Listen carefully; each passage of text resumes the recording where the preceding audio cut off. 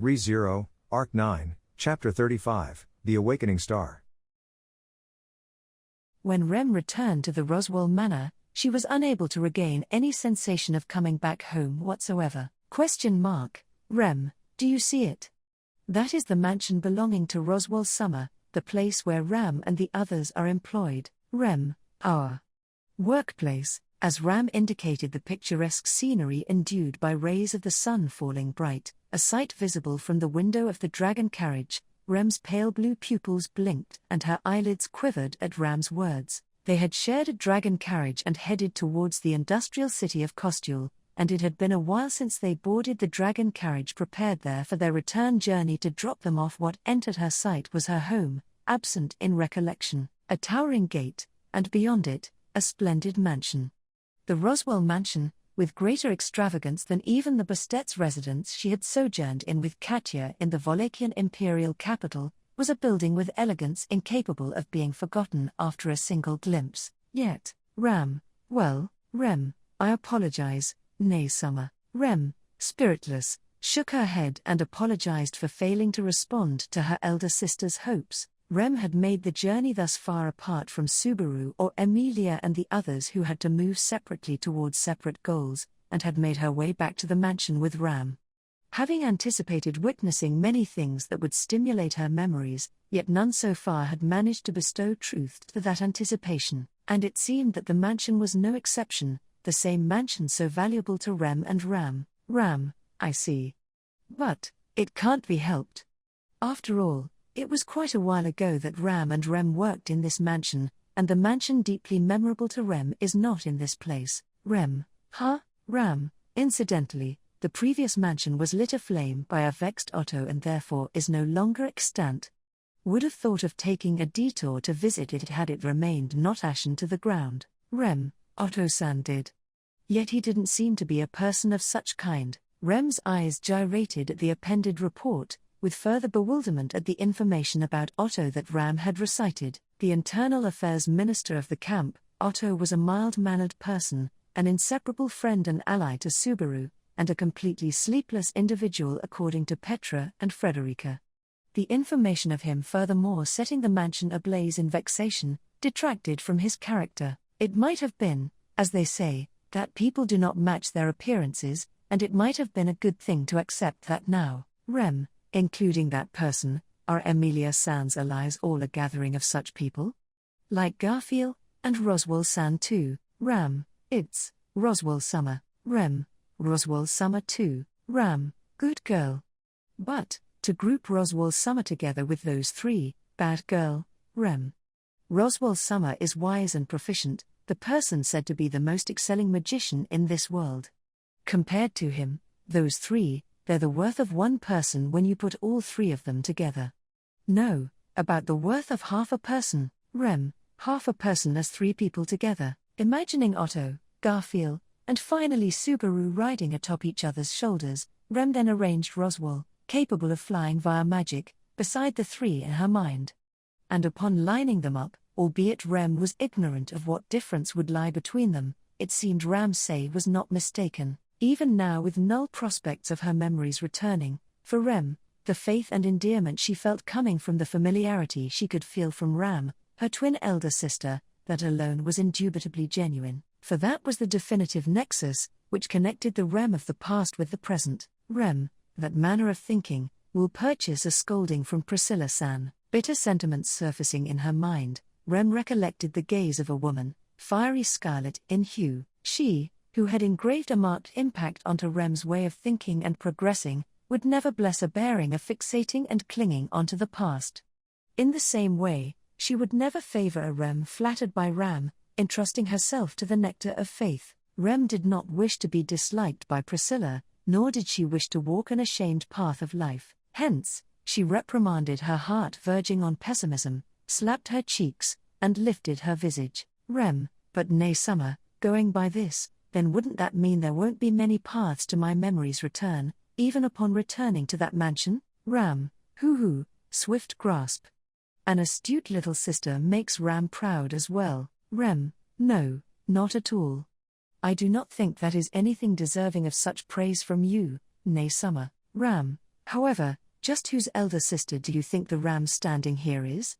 Do you think Rem's nay Summer, would make such an oversight? With her hand on her chest, Ram declared so with a visage brimming in confidence. Rem earnestly shamed her own misapproximated worries at Ram's bold utterance. Ram had foreseen it without needing to be told by Rem. What roused curiosity, then, were Ram's ideas. Rem, if we are returning to the mansion, yet that itself is not the goal, then. Is the goal a person? Ram, who knows? Whether your answer is correct, you will be able to ascertain soon. Ram smiled at Rem's estimation, as the dragon carriage stopped at roughly the same time. Feeling the jolting long kept at bay by the divine protection of wind evasion, Rem was shaken as Ram stood up and gallantly proffered her hand to her. Ram, well then, we've arrived. Let's go. Rem, yes, nay Summer. Taking Ram's hand, Rem restrained her chest, faintly jouncing in anxiety, and dismounted from the dragon carriage. As Ram spoke to the driver who had carried them thus far, Rem took a step forward from the dragon carriage and captured in her view the mansion and the serene front garden beyond the bars of the iron gate. Rem, this place is, as Rem narrowed her pale blue eyes, the mansion reflected within her pupils, indeed, she possessed no recollection of. Nevertheless, apprehending the attentive management that reached the building and flower beds, the hedges, and every nook and cranny that shaped the mansion, she inadvertently straightened her posture. Regardless of the presence or absence of her memories, if Rem were to abide in this mansion hereon, then her position would surely be that of a servant like Ram and Frederica. Rem, you should just live a healthy and carefree life every day. For a moment, the impression of Subaru vocalizing this came to mind, but Rem forcibly repelled this overindulging phantom. Subaru, for certain, would likely say something along those lines, but he was toiling at something else at this moment. Incomparable to Rem, right now, in order to console the one who sustained lacerations on his heart from losing Priscilla, he was, oh? Oh, ooh. Hearing a sudden bellow, Rem drew back with an eek. She could tell the voice came from beyond the bars, that was to say, from the grounds of the mansion. Present there was the form of a young girl, her miniature hands gripping the bars, eyes wide and frozen steady, adorable features, adorned with long, pink hair. Height seeming to indicate about 11 or 12 years of age and a black garb enveloping her entire body save for her head, the young girl widened her spherical eyes and fixed her gaze upon Rem. Rem had recollections of this girl from the vortex of the cataclysm within the Empire. Rem, why you are the witch who brought on the great disaster. Ram, Yazu Summer, thank you for the welcoming. She shuddered in fear, as the bearer of the great disaster extended a finger towards her. Beside Rem's horror at the sudden, implausible reunion with the disaster, Ram swiftly stepped forward and spoke to the girl. Rem turned towards Ram with a huh at her prosaic behavior, and the witch also scowled at her in a snap. Yazu, Ram. You're home. You're home, but you're a quick one. Ram, are you asking Ram to pick you up the way Garth and Frederica do, Yazu Summer? Yazu, that ain't what I'm sayin'. Put in that side, that girl. Rem, nay Summer, who is this person? The witch who had plotted the ruin of the Empire, her name being Sphinx. However, Ram referred to the girl before her eyes with a disparate name Yazu. Yazu's line of sight once again on her, Rem perplexedly glanced at Ram. At the reaction of the two, Ram gently placed her hand atop Rem's shoulder. Ram, kindly give your name to her. Rem, despite the absence of even a minimal explanation, Ram's calm timbre marvelously soothed Rem's roiled heart. Her disarray naturally coming undone, Rem turned towards Yazu, stabilizing her breath, and steadily gazing into her opponent's eyes. Rem, I'm Rem. Am I right to assume that you are Yazu-san? Yazu, I see. Yeah. Yeah. I'm Yazu, Rem. Rem gave her name and inquired hers, to which Yazu momentarily had a distant glint in her eye, then softly nodded. From her response, Ram's attitude, and the fact that she was on the premises of Roswell's mansion, Rem was at last able to harbor conviction that the girl before her and the Witch of the Empire were separate persons. Rem, even so, the resemblance is exceeding. Ram, yes. There's a saying that there's at least 3 people in the world with a face that resembles yours, but in Yazu Summer's case, there are about 10 times that. Hence, also 10 times her crudity. Yazu, what a detestable thin tar, say at a moment the elderly'd be gettin' all emotional. Rem alluded to the misleading nature of her appearance, as Yazu scolded Ram for her reply. It was tellable from their exchanges as well, but the two had a fairly relaxed relationship. Judging from Yazu's attitude, she must have also been someone who had a deep relationship with the Rem of the past. Rem, forgive me. But, I don't remember anything. Yazu, no matter, ain't nothing tar be apologizin' for. I am, Ram's little sister. She has the same hair color as Ram, after all. Rem, that's true. But if she is Nay Summer's little sister, then that means. Ram interrupted Yazu and divulged a shocking truth. Her breath taken away by stupefaction, Rem compared Ram and Yazu, deeming a convincibility in their hair colors. However, Ram and Rem were supposed to be twins, so inevitably, Rem and Yazu's relation would come down to being, Rem, also my little sister? Yazu, cut cackle, Ram. This is what M's sayin'. It's the bad influence of Lil Roz and Lil Sue, Ram, to enumerate them as equals? Even you, Yazu Summer, have things you are and aren't allowed to do. Yazu, ain't something you should be sayin' with that tone. The brows of her cute face upraised, Yazu yelled aloud, to which Ram furrowed her eyebrows. Watching the quarrel between the two, Rem finally gauged that Ram had spoken in jest. Rem, now that I think of it, it would certainly be strange for Nay Summer to address Yazu-san with Sama if she were mine or Nay Summer's little sister. Yazu, in that case, you could mistake him for a father or mother, depending on the situation, leaving the possibility of them being a blood sister tar an important someone. Can't say that's some kind of perfect rebuttal. Rem, that is also true. Then, you really are mine and Nay Summer's. Yazu, nah. Don't you mistake it for anything but a bad joke of Ram's. Seriously, what a headache. Yazu heaved a heavy sigh, to which Ram had her tongue slightly peeking out. She had been played like a fiddle it seemed, but thinking back to it even along their journey to this place, Ram had quite often stumped Rem in her playfulness, and in doing so granted her salvation. For Rem, quick to drown for the slightest of reasons, Ram's way, abounding in conviction and humor, was truly akin to the warmth of the sun. Rem, I believe Nay Summer is a wonderful person. Including this playfulness, Yazu, from what was informed in the bird mail, ain't been too many days since you're reunited, yet Tav tamed her this much. Rem, tame her is a boorish way to put it. I simply devoted sincerity and love. Yazu, fur that, you're frolicin' too much tar an uncharacteristic level, Ram. Though I do understand your happiness for being able to live with your lil sis after her finally waking up from her never-ending sleep. Ram. How cheeky for a mere Yazu Summer. Yazu, you get in attack mode when you're hiding your embarrassment, so never mind me, but I wish you'd have some consideration with Lil Gar. Now then, Ram faintly frowned.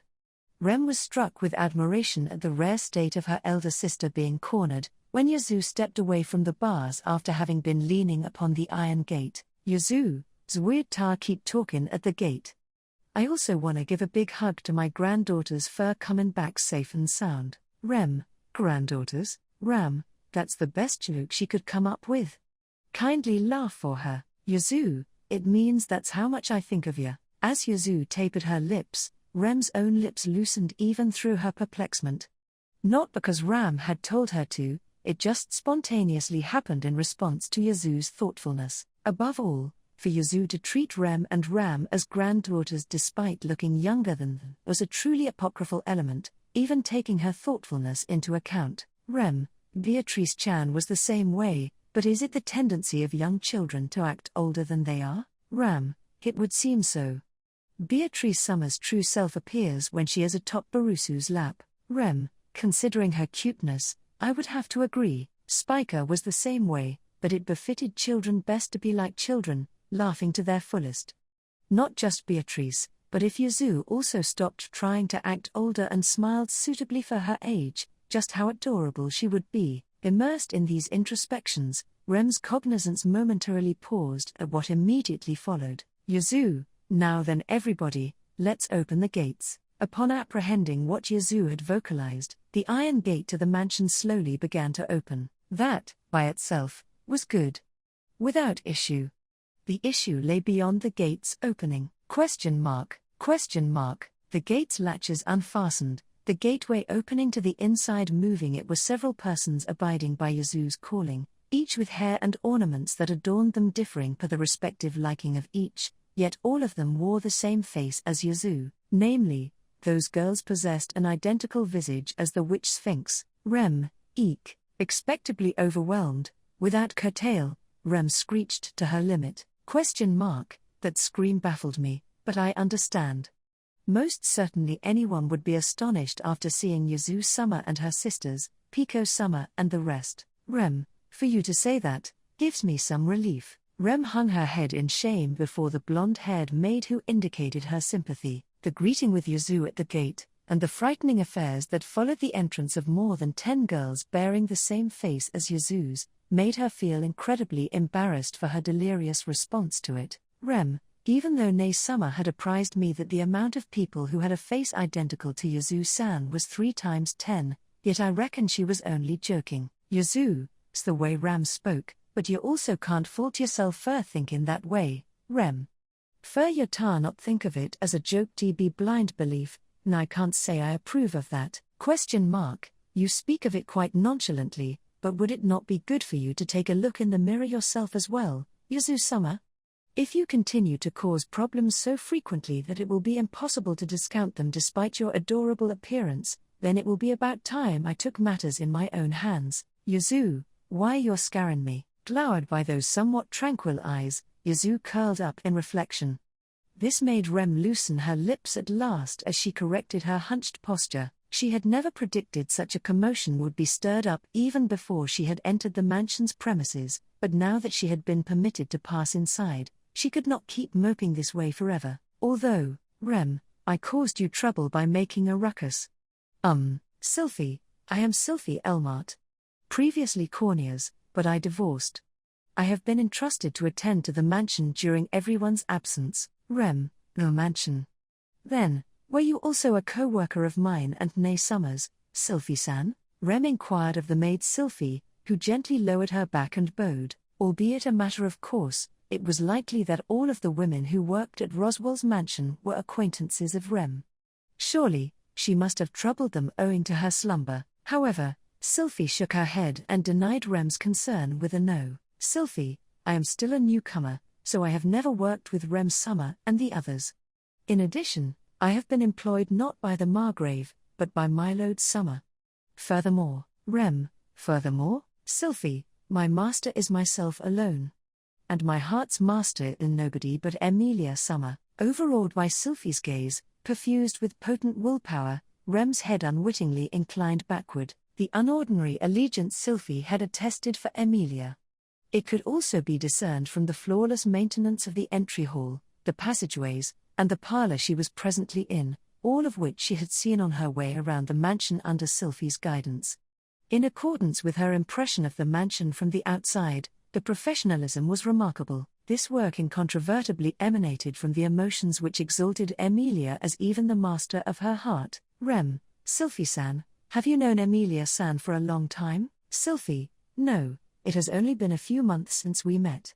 And that, too, was an exceedingly limited time frame in which I was able to be in her company personally. Rem, and yet, you devote such emotion? Silfy, it is what that person did for you, rather than the length of time you spent with them, that determines to what extent that person will comprise your heart, is it not? Rem, that's. Taken aback by the unexpected reply, Rem cast her gaze downward at Silfy's subsisting words. What crossed Rem's mind in this moment were the figures of people she cherished, Spiker and Katya.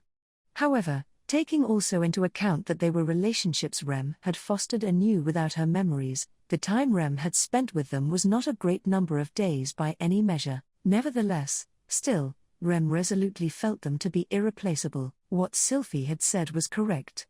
And, as Rem neared this conviction, a clear image of Subaru's visage emerged within her mind, making her purse her lips shut. Silfy, Rem Summer, Yazu, she must be befuddled.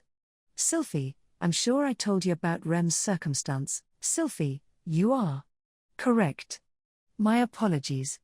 I lacked forethought. Rem, no, this is not something you need to apologize for.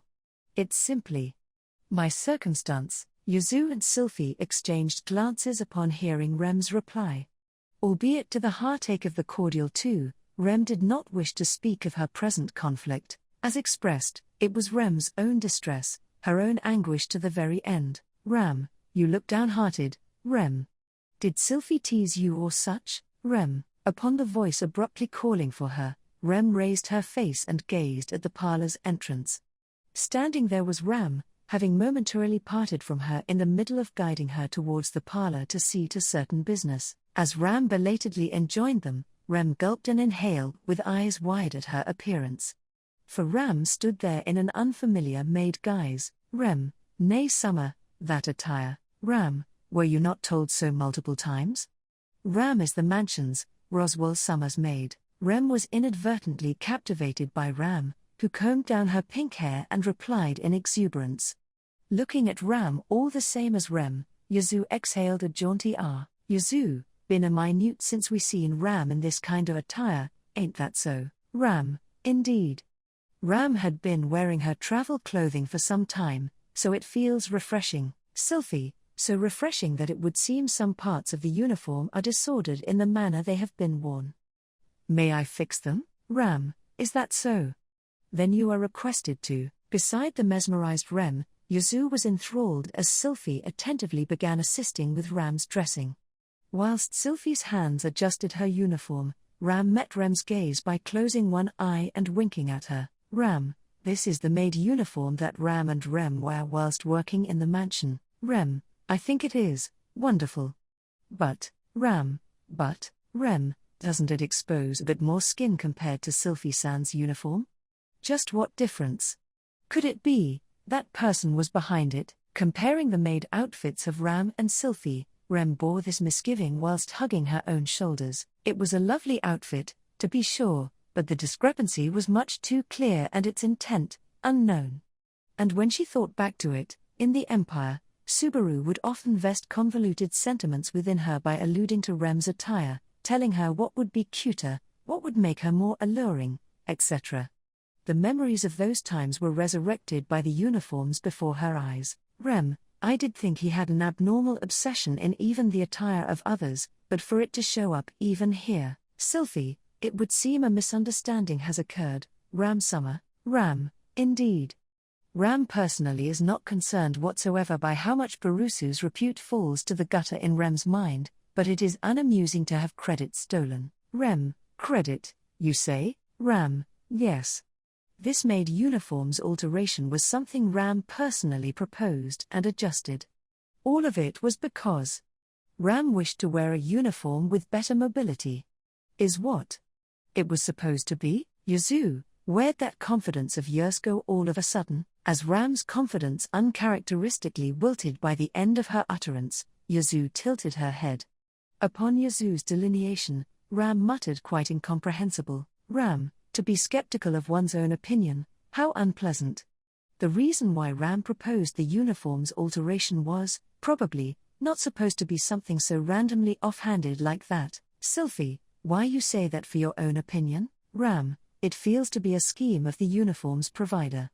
It is irksome for being a thought akin to Barusu's, but if they wanted to make Rem wear a cute uniform, that would be much more convincing. Silfy, I see, most certainly.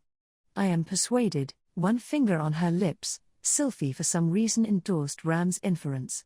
Judging from the flow of this conversation, Silfy probably had the urge to dress someone in cute clothes as well. In reality, in a world where the plural majority of memories surrounding Rem had disappeared, the true nature of Ram's malaise and the correct answer to it would likely never be known. Ram, if so, then Ram will believe what she wishes to believe. Unafraid of what anyone else may ever think, you see, Rem, I'm sure Nay Summer would have found Priscilla Summer agreeable as well, albeit confined and small companionships of Rem's, but as noble and powerful women, Priscilla and Ram had radiant and suspired commonalities. Had Priscilla been alive and well, there would have been a future in which the two would have come to good terms with one another through Rem. Or, they would have collided against one another as natural enemies. Anyhow, her suspicions towards Subaru concerning the maid uniform seemed misplaced. Rem, but it's all because that person is constantly doing such misleading things. Yazu, if you're talking about Lil Su, it's a pity you give flack to him. Rem, Yazu-san, you're able to say this because you haven't witnessed that person say all sorts of nonsense and cross-dress as a woman. Yazu, to think. Lil Su was cross-dressing even in the Empire. He ought to be learning some manners. Silfy, cross-dress as a woman? Despite the presence of Emilia Summer's person? With what purpose? Depending on that answer, Yazu's reaction evinced that Subaru truly was a repeat offender. Silfy expressed a stern displeasure upon hearing this, and Rem was determined to grill him about this once again in her mind. During this exchange, Silfy completed her dressing of Ram. Ram swiftly twirled, the hem of her skirt overturning, as she exuberantly stroked her hair upward. Ram, nothing uncomfortable. Good work, Silfy. Silfy, your compliment is an honor, is what I will state for the record. Ram, it's Ram's commendation, so kindly accept it without feeling shy. That's not all. From a cursory glance, you've attended to the mansion quite meticulously as well. Silfy, I did live days of subservience beneath an unsalvageable husband Summer. Should even a speck of dirt be fallen onto the floor, each wife would bear the corollary of being worthless. Infuriates me to even remember. Although recently, he reaped what he had sown. Having corrected Ram's uniform in an instant, Silfy spoke of her previous place of employment. No, her environment, perhaps. It could be glimpsed through her words and conduct how debilitating that place was, to which Rem also felt a great sympathy. And, before this Rem, with her shift into a flawless maid, Ram gently set a cup of tea. Ram, here, you must be parched after all of Yazu Summer and Silfy's inquiries. Yazu, painting us as villains even when you're just hand in a cup of tea, eh? Ram, ha. Scoffing an exhale at the sour-lipped Yazu, Ram laid out tea for her and Silfy as well. Seemingly having brought the serving stand to the corridor, Ram adeptly poured the two's tea and, with her gaze, urged Rem to take a sip. Heeding her direction, Rem no longer constrained herself from enjoying the tea's aroma any further and placed the cup to her mouth, her eyes reflexively dilating. Rem, delicious, Ram, isn't it? Brewing tea is Ram's sole specialty as a maid, after all. Silfy, you carry yourself with contrasts of seriousness to a nearly enchanting degree. Not that I can say much, since truthfully, I have never had the opportunity to enjoy tea of such quality. Yazu, even Frederica's always happy tar say this one's peerless. Silfy and Yazu also yielded in defeat to the triumphant Ram and sipped their tea, savoring the aroma entering her nostrils and the flavor atop her tongue, whilst nodding to the two's voicing. Rem took a sudden notice to Ram's gentle gaze, affection and a somber hope sojourned within. Ram would never aver. But, surely, she must have conferred her hopes onto even the flavor of this tea. It was not arduous to imagine that before losing her memories, Rem also surfeited the flavor of this esteem, of this tea which only Ram could make. In reality, her serving of the tea, artful enough to bedew one's tear ducts in captivation, seemed to imbue every fragment of Rem's body with affection. It did not, however, stimulate Rem's memories, and forge the outcome longed for. Rem, it is very, truly very delicious. But, placing the cup she had finished sipping from upon the table, and with eyes closed, Rem spoke so evasively. However, to Rem's conduct, Ram smiled with a stupid, Ram, this was simply brewing some tea. Nowhere near any necessity for cute Rem to apologize. Silfy, Ram Summer, you may have made her apologize due to your stabbing gaze. My former husband Summer was an inordinately temperamental person, but he kept in good spirits if he were to just receive apologies in the meanwhile. Yazu, oh dear Ram, would you pour another cup of tea for Silfy? I feel so awful for this girl. Silfy, why would you feel so? Contrary to feeling pity, I am rejoicing in the freedom which I never had before. Slightly furrowing her eyebrows, Silfy informed Yazu, I sorrowful, of her incredulity. Complying with Yazu's entreaty, Ram began preparing a second cup for Silfy. Whilst glimpsing Ram's back, once again did Rem ardently, fervently resolve, "I want to respond to the people who are so good to me." After leaving the parlor, Rem followed her curiosity and ambled around parts of the mansion. Every point at which she would stop, Ram, chaperoning her, would retell memories of those places. "That's the flower bed where Barusu got his head covered in manure, or this pillar has no marks from Garth on it, doesn't it? He shall be chided later, or the portrait of the great spirit Summer that Emilia Summer and Beatrice Summer drew on the ground, it's still here, endowing her not even the time to relish her forlorn." However, contrary to this embrace and consideration of Ram's, Rem was unable to convene with the fortuitous feeling that pressed her back. More children resembling Yazu Summer, Ram, Pico and the rest. After being taken out of the sanctuary, they've been in the midst of learning many things from square one. Rem, I'm also in a similar circumstance to those girls, or Silfy-san and the others, aren't I? Unlike the awfully matured Yazu, these young girls appeared as innocent as their appearance suggested. These girls, with the child addressed as Pico as the first, were noticeable at every corner of the spacious Roswell mansion, running about assisting maids wearing the same uniform as Silfy. The pronouncedly diligent girls apparently bore a destiny differing from that of most people by their birth, and now liberated from it, were currently purportedly in the midst of walking a different pathway of life. On one hand were these ladies, maids whose beauty and elegance allured the eyes of many, but from what she had heard, these were women situated in plightful circumstances identical to Silfy, and all of them had been able to escape with Emilia's aid. In the sense of Yazu's sisters, as well as these maid girls having their ways of life trifled by destiny, playthings of fate, what crossed Rem's mind was that they were the same as her. However, Rem's thought was appended by Ram's words, starting with an indeed. Ram, regardless of the presence or absence of memories, upon resolving to start walking a new path, usually there is no choice but to start collecting from the beginning. Rem is not special. Rem, nay Summer, Ram, no, made a mistake. Rem is special. She is much too beloved to Ram, after all. That revision stated, Rem turned her face away in bashfulness from the magnitude of love bestowed to her. Of course Rem also felt a powerful kinship and overflooding love towards Ram, but the sense that what Ram gave to her was 10 times, 100 times of what Rem gave, left her disconcerted. Bearing this vexation, Rem and Ram's tour of the Roswell mansion resumed, and before long, Rem, this is your room. Ram's hand opened the door, her hand gestured toward the room, into which Rem stepped inside. Compared to places inside the mansion she had surveyed, like the reception or the dining halls, the large bath or the secret special training grounds, the lounge, the gardens and the balcony, there were not many points of interest here, much like the parlor. Considering the mansion's size, the room given to a mere servitile Rem was quite proper, but not much else. Rem, a large bed, a bookshelf teeming with poetry collections and illustrated storybooks.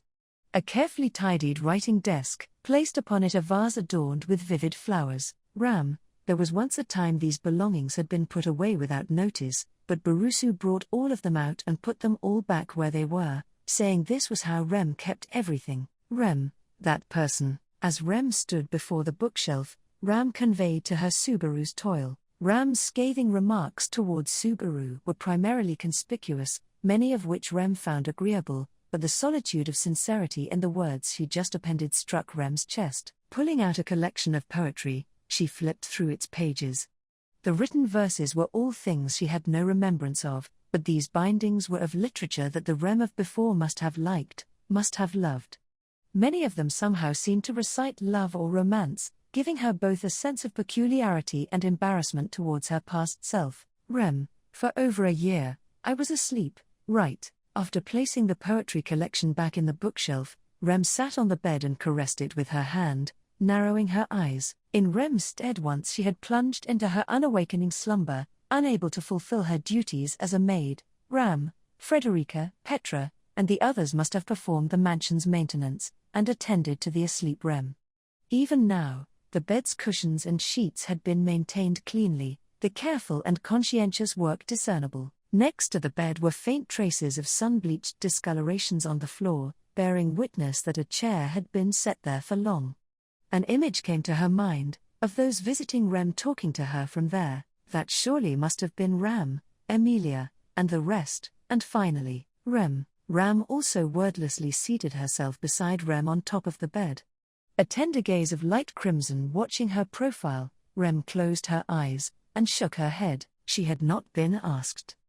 But she must have made her want to ask. Of everything in this mansion, of everything in this room, naught inspired Rem's memories.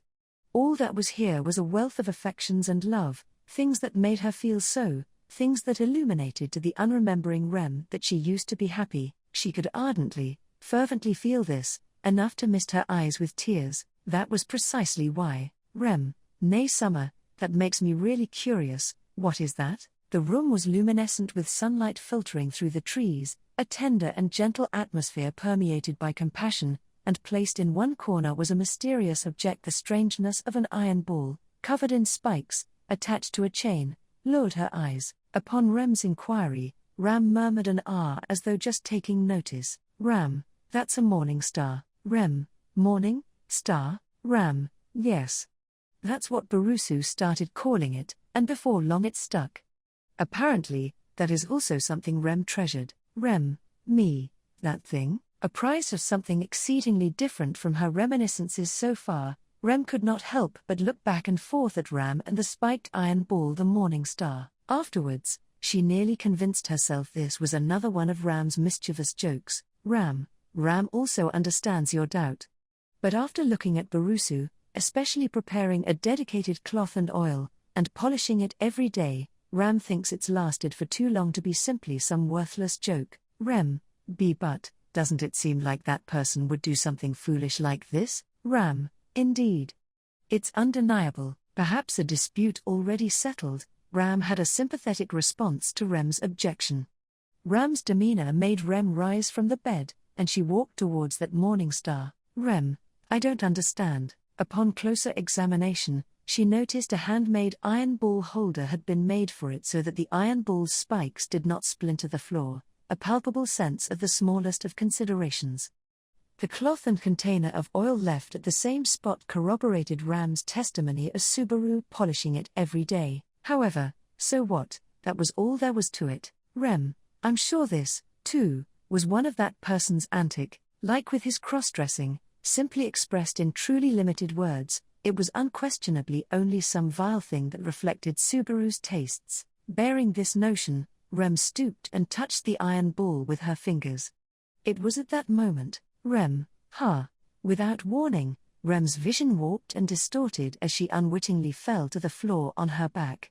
Disgraceful conduct, but in this moment in time, Rem had no composure to feel ashamed of it or be mindful. Rem, fallen onto her rear, her swirling dizziness spiraled the world. Despite her person's position in this place, the floor and the ceiling became indifferentiable, the white and black of the world inverted, the things she could see and the sounds she could hear and the scents she could smell and the air's taste and the sensation of touch. These five senses became nebulous and melded together, seeing the air, smelling the sounds, touching the scents, tasting the colors. She heard, Rem, all that she could sense coalesced, convulsing, and even Rem's past, present, and future melded together. A village in the mountains, a flag emblazoned with a wolf impaled by swords, creaking notes of a wheelchair, aware of flying dragons covering the sky, an abominable wail of white gliding through the night sky, a broken horn soaring into a twilight radiated by flames, and a young boy who pleaded with an earnest look,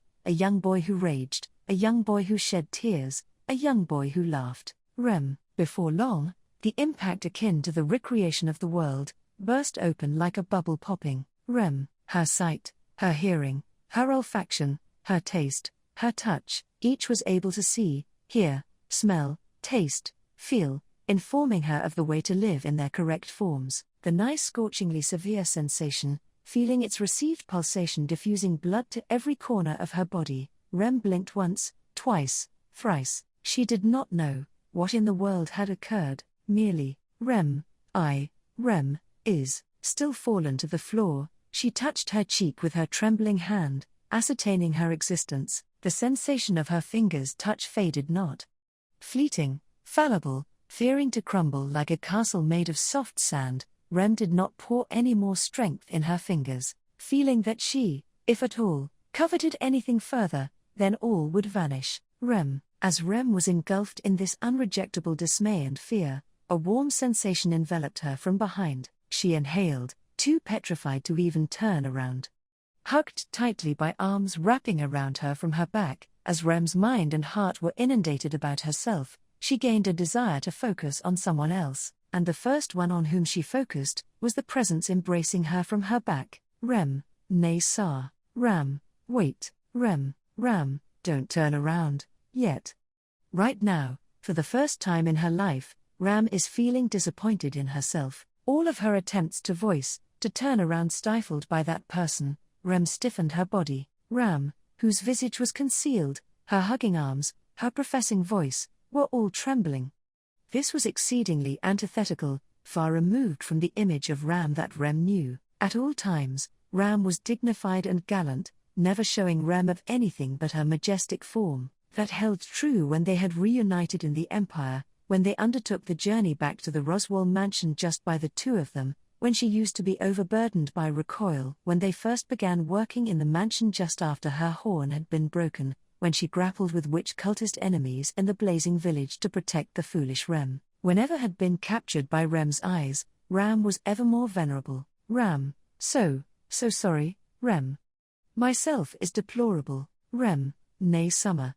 What are you, Ram, even after, Rem, even after loving you, cherishing you so much, Rem, to have forgotten you and kept on living till this day, just how heartless was Ram as your nay summer. Rem's eyes dilated at Ram's voice, possessor of love far too immense, and therefore in lament.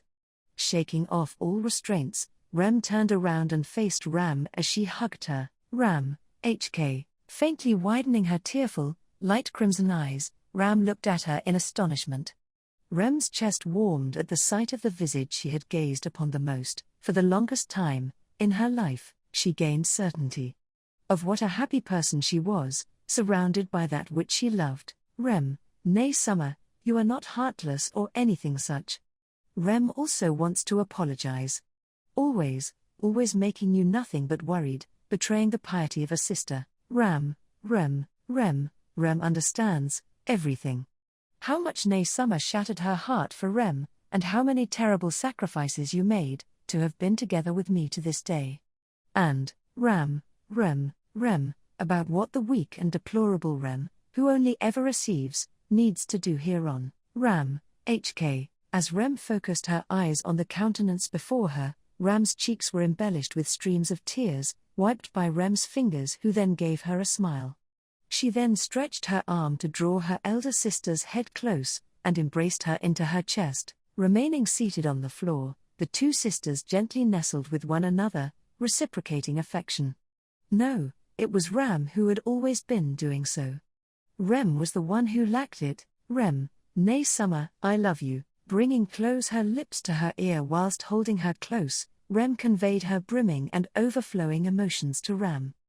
Drip by drip, feeling warm droplets of tears wetting her chest, Rem maintained silence and continued to embrace Ram, weeping with tears, accepting in her heart, at long last the fulfillment of their true reunion. Rem conveyed her love with her past self, her present self, and all that she could wield. To her mind's satisfaction, to her heart's content, at this moment, she wanted to be with Ram this way, and after the unfilled time of the sisters was duly reclaimed, Rem had things she must do to many people, to whom she must convey her gratitude and love. Above all, the first person to surface in her mind was a mean-eyed, black-haired boy, Rem, Subaru-kun. To convey her love, she must stand up. For what a happy reason am I allowed to live? So spoke Rem's mind.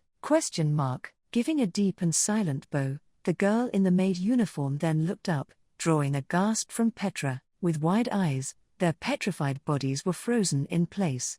Not just Petra, but Emilia and Emilia were also similarly struck speechless at her appearance. Amidst such involuntary silence, the first to speak was, Rem. The intangible imaginary Subaru stood motionless, staring at the same person as Petra. His stupefied voice only reached Petra's ears.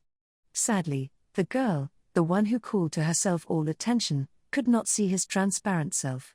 Even for Petra, she had not the time to help that unnoticed Subaru. However, she could guarantee that which Subaru had called out was correct. The one who stood there, without mistake, was the girl so beloved and dear to him named Rem. Petra, At that moment, sparks darted through Petra's mind, and the fog in her field of consciousness successively cleared. The presence of that which exerted such force of attraction right before her eyes made the images of memories that had been unconsciously pushed into the corner of her mind and covered by a shroud of forgetfulness start to reappear within her hall of cognizance. And so, she was struck by an impact akin to scattering sparks of all the vivid images that displayed. The time that Petra had spent in contact with her as Petra was not very long. The young girl was a maid who frequently came from Roswell's mansion to the village to do some shopping. Though they hardly interacted and had never exchanged a word, she became more expressive once Subaru had started to visit the village.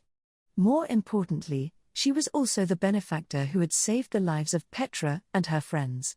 The culprit behind endangering their lives had been Emilia, in command of witch beasts, which was another tale of fate. Actually, Emilia and her elder sister targeted those connected to herself at the most important moments far too much. Anyhow, Petra's connection with this girl was thin. Thereafter, just as the royal selection marked its beginning, she was met by the tragedy of the Sin Archbishop of Gluttony, victimized, and Petra was employed to fill her place, joining the Emilia camp as a maid. In other words, without the tragedy that had befallen her, Petra would not be in the position she was today, which in itself made for terribly complicated feelings. Rem. Rem, is that you? As though a face-down card flipped over, akin to confirming the patterns and text on it, won by Petra's misunderstandings about her were replaced with comprehension. Beside her, in a faltering voice, Emilia called her name as she blinked her eyes. Emilia stepped forward and hesitated, opening and closing her lips several times as if searching for the right words. Emilia, I'm sorry, that was a weird thing to say. I've always properly known that Rem is Rem. But, that's not what I was trying to say. Rem, no need to worry, Emilia Summer. Please calm down, and take your time. Rem, too, understands that this is all very sudden. Emilia. Yes, thank you. There's so much I want to say, but, Emilia, that look suits you really well. It makes me really feel like you're Rem. Emilia placed her hand firmly on her chest and smiled at Rem, her amethyst eyes moist with tears. In response to Emilia's words, Rem raised her eyebrows slightly, and nodded. She proudly puffed out her chest in her maid uniform and, Rem, it's the uniform Summer tailored to suit Rem, after all. Upon hearing Rem's answer, Ram, her arms crossed, nodded in satisfaction. What is this? All of a pseudo N. Beside this exchange between Emilia and Rem, Maylie frowned and muttered, as a little crimson scorpion emerged from her hair, clicking its pincers as if anxious about its master's reaction. Maylie closed one eye, and placing her hand to her forehead. Maylie, the moment I saw Ram Wanizen's sister, I was reminded of how she crushed the whole pack of Ulgam Char NS. If it isn't the reason that caused the job to fire Ram, in that case, you should be grateful to Rem. Thanks to Rem making your job fail, there were no victims other than Barusu, which is why you're able to be here at this moment. Maylie, I've got mixed feelings about it, finding it difficult to express my gratitude. Ram pointed this out while clutching her elbows, to which Maylie made a displeased face and stuck out her tongue. While Ram's words were indeed harsh, they also held truth. In fact, it was unmistakable that Maylie, at one time their enemy, was accepted into the Emilia camp because the damage her deeds had caused to the camp were minimal. Ram's point that there had been no victims other than Subaru, ironically enough, was also correct from the perspective of return by death. As per your understanding, the moment those who have hitherto known Rem lay their sight upon her, within them their memories of her are revived. Restoration. Neither Yazu Summer nor I were able to contain ourselves. Resultantly, we were delayed in rejoining everyone. Confession. Ram, Klein's reaction was meager and unamusing, but Yazu Summer's outburst was over the top and quite the sight to see. That is a privilege for those who were present to witness it. Client, I see, a sight to see, you say. Certainly, we did get to behold something unusual. Agreement, Ram. Ha, the rebirth of her memories, that befell those who surrounded Rem.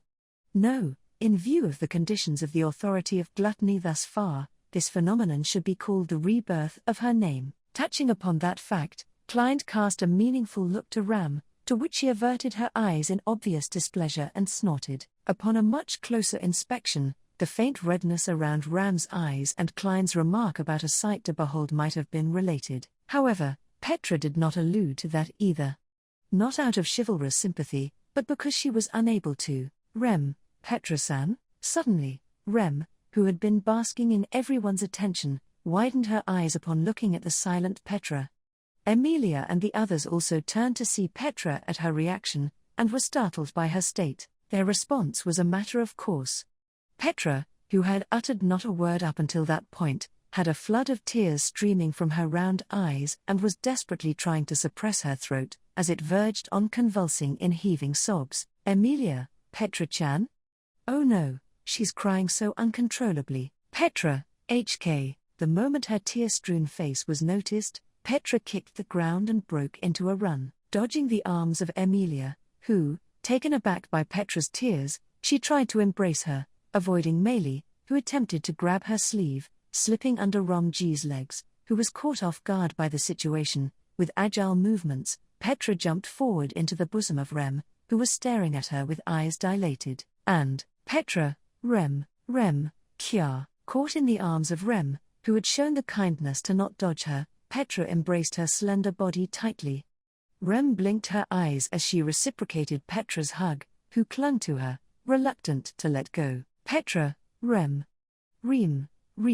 Petra crumbled at Rem's reaction, unable to stop the tears from flowing. She found herself indulging in something she had resolved herself never to do, sniveling in front of others, yet she was unable to tear herself away. Thus, while supporting that tearful Petra, Rem looked around for assistance. Rem, do I just not remember, but were Rem and Petra sound this close for you to cry so much for me? And so, failing to conceal the hue of her loss of bearings, she continued to gently caress Petra's head.